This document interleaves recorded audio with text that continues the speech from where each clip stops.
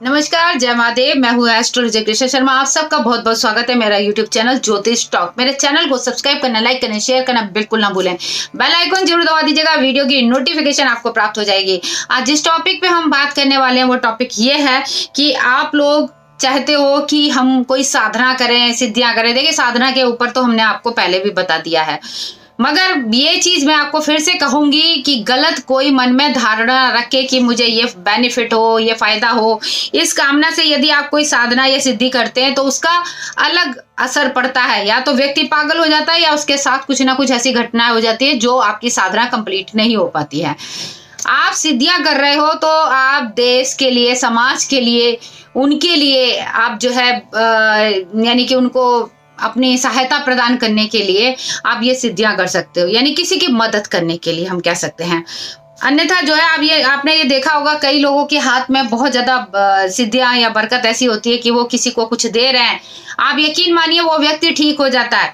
बदले में आपकी जो इच्छा वो दे दीजिए, वो कोई आपसे डिमांड नहीं करते। तो उसी तरीके से यहाँ पर मैं बोलना चाहूंगी कि नवरात्र का महीना चल रहा है, कई लोग जो है सिद्धियां कर रहे होंगे, कई लोग जो है साधना कर रहे होंगे, मगर इस कामना से अगर आप करोगे कि आप किसी को अपने सिद्धियों के द्वारा लाभ पहुंचाओगे, मदद करोगे, तो आपके लिए ये सिद्धि पूरी जल्दी से अच्छे हो जाएगी और कोई भी परेशानी आपके सामने नहीं आएगी। और जो व्यक्ति ये सोच के करे कि मुझे ये सिद्धि करने के बाद मैं जुए सट्टे में पैसा लगाऊंगा या किसी पड़ोसी को तंग करूंगा या अपने किसी को चाहता हूं या चाहती हूं तो उसको अपने बस में करूंगा, तो आप यकीन मानिए सब व्यर्थ है।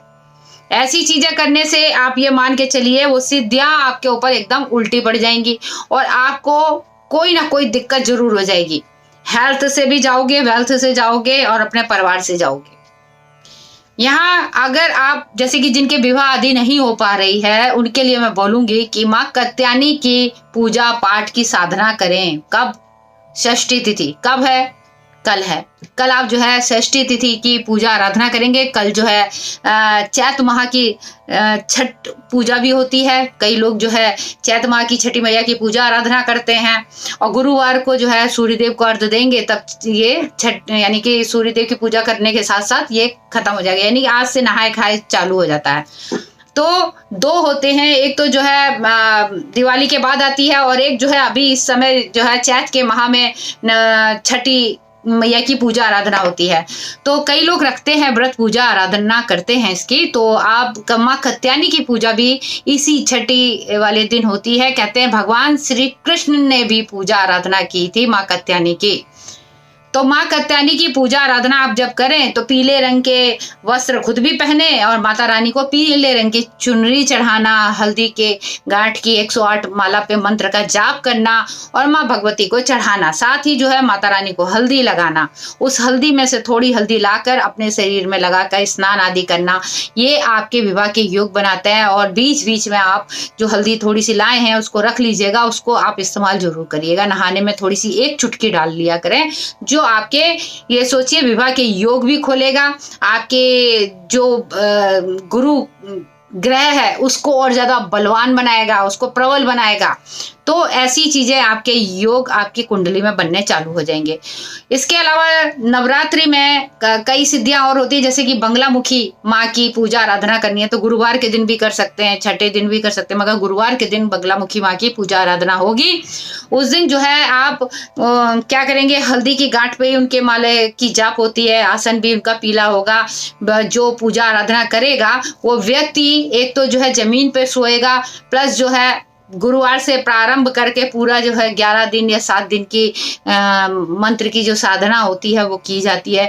जो आपको परेशान कर रहा है या आपको कोई शत्रु परेशान कर रहा है, किसी को यानी कि दुख नहीं देना, किसी के लिए गलत नहीं सोचते हुए माँ बंगलामुखी पे छोड़ देना है कि माँ मेरे शत्रुओं से आप मुझे बचाओ की। तो आप इस तरीके से, और जब माँ बंगलामुखी के मंत्रों का जाप होता है, ये जवान होती है एकदम पीछे मुड़ जाती है, इसको कहते हैं खेचरी मुद्रा। खेचरी मुद्रा में आपने जो है माँ बंगलामुखी के मंत्रों का जाप करना है। जीवा के ऊपर, जीवा को पलट कर आपने माँ बंगलामुखी के मंत्रों का जाप करना है, इसको कहते हैं खेचरी मुद्रा।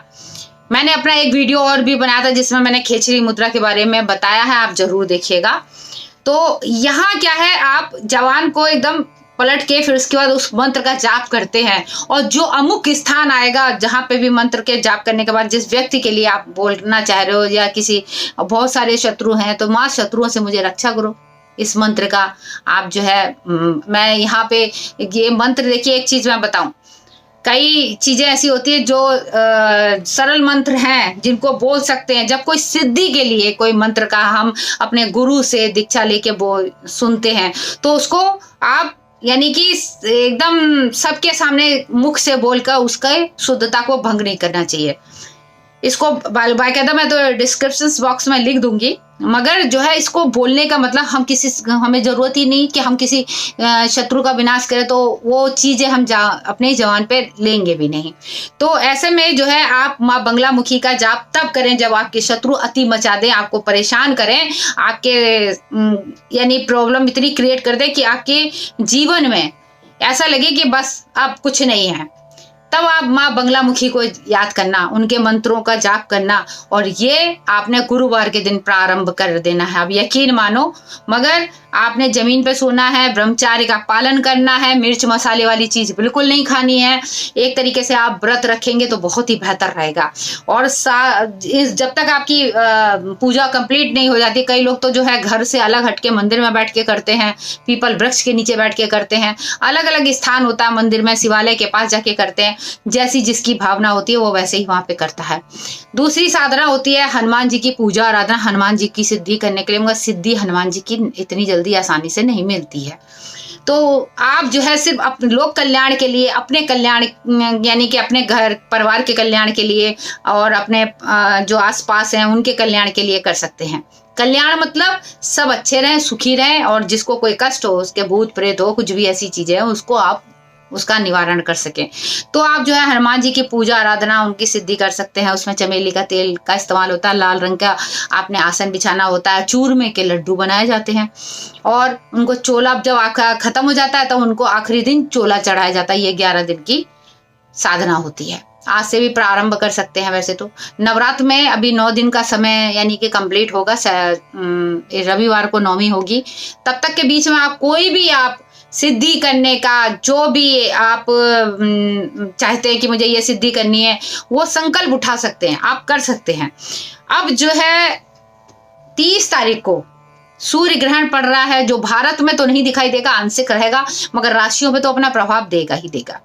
तो उसके लिए यहाँ पर मैं बताना चाहूंगी कि आप जो है इसको जो है कोशिश करिएगा कि अमावस्या वाला तिथि भी है, सूर्य ग्रहण है, उस दिन भी आप इसका जाप करेंगे। ये सोचिए एकदम मजबूत जबरदस्त, यानी ये मंत्र सिद्ध हो जाएगा। हनुमान जी की सिद्धि करें, चाहे बंगला मुखी माता की सिद्धि करें, या फिर आप ये मान के चलिए महालक्ष्मी की जो है मंत्रों को सिद्ध करें, तो आपकी ये सारी चीजें कंप्लीट हो जाएगी।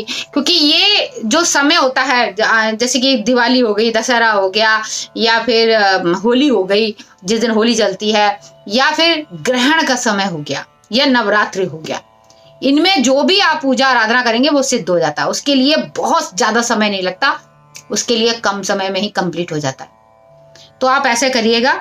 और इसके बाद जो है जब आपकी सारी चीजें कंप्लीट हो जाए, तब उसके बाद कन्या पूजन, ब्राह्मण भोजन जरूर कराइएगा। तब जाके कहते हैं ये संपूर्ण हुआ, और परना जिसे हम कहते हैं, जो आपकी सिद्धि का जो परना है वो खत्म होता है। उसके बाद जो है आप अपनी पूजा पाठ का इस्तेमाल तभी करेंगे जब आपको बहुत ज्यादा जरूरत होती है।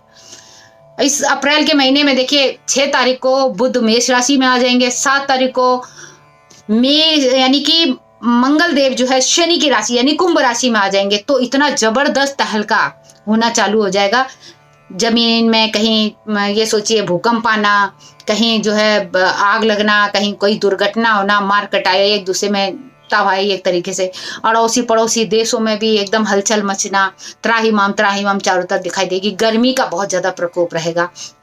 और इसके बाद फिर 12 जुलाई को 18 महीने के बाद राहु और केतु आ जाएंगे, तो और लोग भ्रम में एक दूसरे के यानी बहकावे में आके उपद्रव मचाना, लड़ाई झगड़ा करना, बहुत सारी ऐसी चीजें होंगी। अब इसके बाद 29 अप्रैल को क्या है कि शनिदेव अपनी कुंभ राशि में आ जाएंगे, जिसमें पहले से मंगल बैठे हैं और ये और पहुंच जाएंगे। उसके बाद लड़ाई दंगे झगड़े चालू हो जाएंगे। और इसके बाद 15 तारीख को जो सूर्य देव राशि परिवर्तन कर रहे हैं 15 अप्रैल को, वो सूर्य देव मंगल की राशि में प्रवेश करें, यानी दोनों गर्म जबरदस्त। उसके बाद 15 तारीख के बाद तो ये सोचिए आप मई जून के महीने की जो गर्मी होगी वो आपको दिखाई देगी। तो ऐसी स्थिति बन जाएगी जिसकी वजह से पृथ्वी पर असर पड़ेगा, जल पे असर पड़ेगा, जीव जंतुओं पे असर पड़ेगा, राशियों पे असर पड़ेगा, लोगों के बीच में तनाव, गुस्सा, सत्ता के प्रति कोई ना कोई यानी षड्यंत्र रचना, कोई बड़े नेता, कोई सी बड़े कह सकते हैं नेता अभिनेता, कोई भी किसी को जबरदस्त चोट लगना, उनके साथ यानी दुर्घटना होना, ऐसी संभावना भी दिखाई देती है। क्योंकि ये जो अप्रैल का महीना है पूरा एकदम उथल पुथल करने वाला है। 2022 को काउंट करा 4 और अप्रैल का महीना 4 नंबर का होता है। तो यहाँ पर ये 22 और 4 का जो मेल है वो कहीं ना कहीं बहुत जबरदस्त अपना योग, यानी कि पूरे जो ग्रहों का गोचर है, और वैसे भी नल नामक विक्रम संवत्सर के अनुसार नल नामक जो राक्षस है वो इस जो है साल का कह सकते हैं पूरा आधिपत्य लिए के बैठा हुआ है। और इस साल का राजा शनि है और शनिवार के दिन पहला यानी कि हमारा नव वर्ष प्रारंभ हुआ। और इसके बाद शनिचरी अमावस्या भी पड़ रही है शनिवार को, और अमावस्या वाले दिन पड़ रहा है सूर्य ग्रहण, जो साल का पहला सूर्य ग्रहण है। तो बहुत सारी उठा पटक होने वाली है, ये मान के चलिए बहुत ज्यादा दिक्कत होने वाली है। प्रजा दुखी, सत्ता दुखी, जीव जंतु दुखी, कहीं ना कहीं ऐसी स्थिति दिखाई देगी। कहीं आग लगने की घटना ज्यादा दिखाई देगी, कहीं जो है ये सोचिए इलेक्ट्रॉनिक चीजों के ऊपर भी असर दिखाई देगा। लोहे के दाम बढ़ेंगे, तेल के दाम बढ़ेंगे, और यहाँ पर जो है हिंसक चीजें ज्यादा दिखाई देंगी। तो ऐसी ऐसी चीजें जो यहाँ पर दिखाई देंगी आपको इस अप्रैल के महीने में, जो ग्रहों के गोचर की वजह से दिखाई देगा। तो इसीलिए अभी मैंने आपको बताया है, आप साधना कर रहे हैं तो देश, समाज और अपने आसपास के लोगों की सुरक्षा के लिए, उनको लाभ पहुंचाने के लिए करिएगा, किसी को दुखी करने के लिए नहीं, अपनी खुद की रक्षा के लिए आप जो है साधना और सिद्धि करिएगा, जो आपके लिए बेनिफिट रहेगा। मैं फिर बता दिया है, मैंने अपने पहले वीडियो में बताया था, साधना, परि साधना, जो अप्सरा साधना, तो ये सारी चीजें, परि साधना और अप्सरा साधना एक ही होती है। तो इस्लाम में जो है परी कहते हैं और हमारे हिंदू धर्म में उसको अप्सरा कहते हैं। तो यहाँ इन साधनाओं को लोग गलत तरीके से कर लेते हैं, जिसकी वजह से वो पागल हो जाते हैं। हर साधना में पूजा पाठ का खर्चा होता है, तो वो खर्चा आप जरूर आप करें तो अच्छी बात है। ये नहीं सोचे कि खर्चा नहीं होना चाहिए, सारी चीज एकदम मुफ्त में मिल जाए, ऐसा नहीं होता है। तो आप जो है पूजा पाठ कर रहे हैं उसका ध्यान रखिएगा। इसके अलावा जैसे कि अभी अच्छा अपना मन आपका जैसे बहुत अच्छा रहे, गुस्सा कंट्रोल में रहे और मन में एकदम अच्छी पॉजिटिव एनर्जी रहे, ये सारी चीज़ें जैसे इस तरीके के जो ब्रेसलेट वगैरह है आप इसको पहने, ये आपको बहुत यानी अच्छा लगेगा। क्योंकि हम तो देते भी और खुद भी अपने पहनते हैं, दूसरे भी हमारे जो शिष्य है वो भी पहनते हैं। तो ये बहुत अच्छी चीज़ है। इसमें जो है आप ये देख सकते हैं, यहाँ पर महात्मा बुद्ध का जो बना हुआ है, तो ये चीज बताता है कि आप जो है अपने मन को किस तरीके से शांत एकाग्र करके, और इस नवरात्रि में आप बहुत सारी साधनाएं सिद्धि जो करना चाहते हैं, मेडिटेशन करना चाहते हैं, वो आपको लाभ पहुंचाएगी, आपके हेल्थ को भी अच्छी रखेगी। वीडियो अच्छा लगे तो हमारे कमेंट्स बॉक्स में लिखना मत भूलिएगा, और साथ ही कहेंगे हमारे साथ जुड़ने के लिए अंत तक आप सबका दिल से धन्यवाद। और अगले वीडियो में अहम जानकारी देते हैं कि अगर हम मकान बनाना चाहते हैं तो अष्टमी नवमी वाले दिन एक खास उपाय जरूर कर लीजिएगा, जो आपके लिए बहुत ज्यादा बेहतर रहेगा। आज के लिए बस इतना ही, मुझे दीजिए इजाजत। जय माता दी, हर हर महादेव।